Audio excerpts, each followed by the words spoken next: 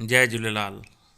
मां प्राध्यापक डॉक्टर संतोष खत्री, विद्यावर्धनी महाविद्यालय धुलिया अवां जॻियां पेश करे रहियो आहियां सिंधी कविता सिंधी आहियां मां दिलि जो। हीअ कविता कवि चंकी रोहिड़ा दीपक धुलिया हिन लिखी आहे। हीअ धुलिया जो हिकु उभरंदड़ सिंधी कवि आहे। त अवां जे अॻियां पेश आहे सिंधी कविता सिंधी आहियां मां दिलि जो। सिंधी आहियां मां दिलि जो, सिंधी दिलि जी छा ॻाल्हि ॿुधायां। सिंधी दिलि जी छा ॻाल्हि ॿुधायां। सिंधियुनि जे दिलि ताईं पहुचे, मां चयो जय झूलेलाल लिखां। मां चयो जय झूलेलाल लिखां। जान त आहे हिकु ई मूं वटि, जान त आहे हिकु ई मूं वटि, पर मां सिंधियुनि जे नाले लिखां।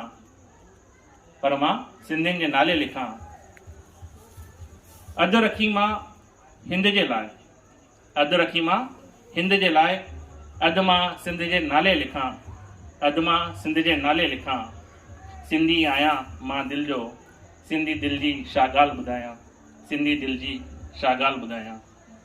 झूलण जा दर्शन थींदा रहनि, मां कहिड़ो ॿियो ख्वाबु लिखां। झूलण जा दर्शन थींदा रहनि, मां कहिड़ो ॿियो ख्वाबु लिखां। ॻाल्हि हुजे सिंधियुनि जी जिते, ॻाल्हि हुजे सिंधियुनि जी जिते, मां पूरो किताबु लिखां।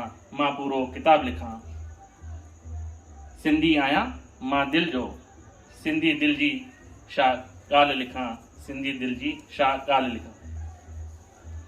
झूलण जे अंदरि सभु समायल आहिनि, झूलण जे अंदरि सभु समायल आहिनि, हिन खां वॾो छा कमाल लिखां। सभ जे अंदरि झूलण आहे, मां छा पोइ दिलि जो हाल लिखां। मां छा पोइ दिलि जो हाल लिखां। सिंधी आहियां मां दिलि जो, सिंधी दिलि जी छा ॻाल्हि लिखां। सिंधी दिलि जी छा ॻाल्हि लिखां। राम बि हिन में, राम बि हिन दिलि में आहे, राम बि हिन दिलि में आहे।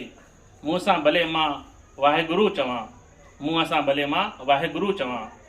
गुरूअ जे साम्हूं मां सिर झुकायां, गुरूअ जे साम्हूं मां सिर झुकायां, त बि सभ खां पहिरीं झूलेलाल लिखां। दिलि जो, सिंधी आहियां मां दिलि जो, सिंधी दिलि जी छा ॻाल्हि ॿुधायां।